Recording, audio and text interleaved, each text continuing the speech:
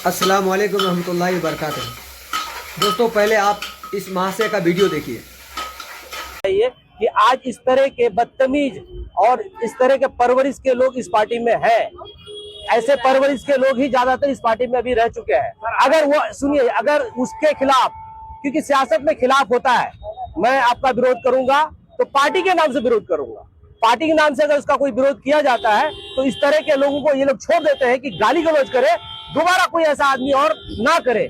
माँ बहन की गाली, जिस तरह की गाली बेसिया लोग भी नहीं देते, इस तरह के लोग ये लोग गाली दिया किए हैं और बेसियाओं के तरह लोग इस पार्टी में है। दूसरा, सबसे पहले तो मैं ये कहना चाहूँगा दोस्तों कि हमारे बहादुरगंज के प्रोफेसर साहब को जिस तरह ने नजरुल हक ने गाली गलौज दिया है, इसका मैं कतई भी समर्थन नहीं करता हूँ। ठीक है, इसके ऊपर सख्त से सख्त कार्रवाई होनी चाहिए कानून द्वारा। इसके लिए पूरा AIMIM के चाहने वाले बिल्कुल तैयार हैं। लेकिन रही बात, अब इस वीडियो में जो आपने देखा, ये जिस तरह से पूरे AIMIM के चाहने वाले दीवानों को एक वैश्या जैसे परवरिश किए हुए लोग बता रहे हैं, तो अब आप बताइए कि उनमें और इनमें क्या फ़र्क है।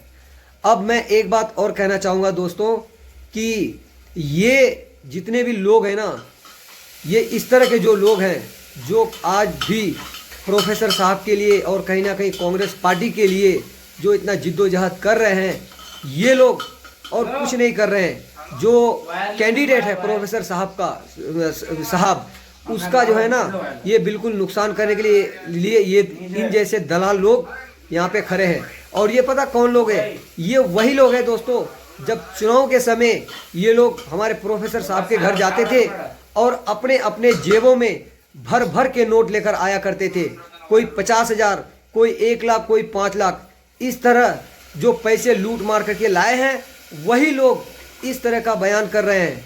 जो गाली दिया है नजरुल हक ने, उसके खिलाफ अगर जितना तुम रोड में उतरे हो, उतना उससे भी ज़्यादा मेरे ख्याल से AIMIM के चाहने वाले भी उतरे हैं।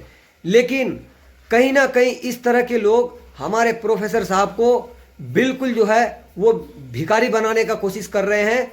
क्योंकि पिछले चुनाव में भी हमारे प्रोफेसर साहब ने कम से कम 3-4 करोड़ रुपए का संपत्ति बेचकर चुनाव लड़ा, और ये लोग फिर से वही चाहते हैं कि हमारे प्रोफेसर साहब और भी कोई 5-10 करोड़ का संपत्ति को बेचे और उस संपत्ति का जो है हिस्सेदार हम लोग बने।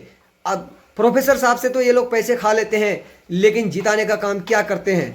बिल्कुल भी नहीं करते हैं। ये वही लोग हैं दोस्तों जो सेकुलर के नाम से किसी चौराहे में, किसी दुकान पर बैठकर हिंदू मुसलमान सभी मिलकर बैठते हैं और सेकुलर जैसे पार्टियों को वोट देने का बात करते हैं। लेकिन जो लोगों के साथ ये लोग बैठकर रसगुल्ला और मलाई खाते हैं, वो लोग छुपा रुस्तुम के तरह वो फिर जाके कहीं ना कहीं बीजेपी जैसे पार्टियों को, NDA जैसे गठबंधन पार्टियों को ये लोग वोट देते हैं और फिर बाद में वही वोटर फिर इनके पास आकर बैठते हैं।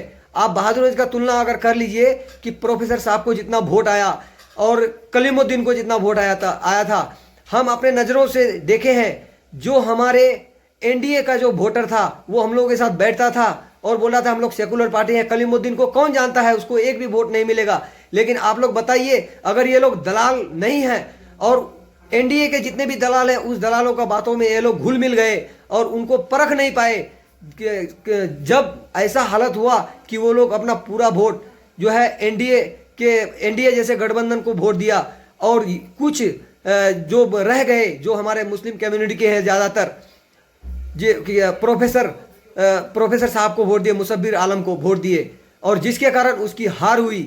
ठीक है, अब ऐसे लोगों के बारे में आप लोग क्या सोचते हैं, क्या नहीं सोचते हैं? आप मुझे एक बात बताइए दोस्तों, ऐसे अगर आप लोग सेकुलर करके अपना वोट को बर्बाद करेंगे, अपने जवानी को बर्बाद करेंगे, अपने बुढ़ापा को बर्बाद करेंगे। लेकिन मैं एक बात दावा के साथ कहना चाहता हूं कि आने वाला 40 से 50 साल में AIMIM पार्टी पूरे सीमांचल से नहीं जाने वाला है। ये मैं आपसे चैलेंज के साथ बोल रहा हूं। ठीक है, और ये भाई जिस तरह बेसिया शब्द का इस्तेमाल किया है, तो भाई क्या AIMIM का जो जितने भी कोई कार्यकर्ता है या वोटर है, क्या ये बेसियागिरी करने के लिए तुम्हारे घर गया था? जो पूरे पार्टी में जितने भी चाहने वाले AIMIM के लोग हैं, उसको आप वेश्या जैसे लफ्ज़ का इस्तेमाल किए, सबको जो है बेसिया जैसे परवरिश मिला है, इस तरह का शब्द का इस्तेमाल किए हैं। दोस्तों वीडियो थोड़ा सा लंबा हो गया है, लेकिन इस वीडियो को ज़्यादा से ज़्यादा शेयर कीजिएगा, उस पर भी कानूनी कार्रवाई कीजिए। अस्सलाम वालेकुम, जय हिंद, जय भारत।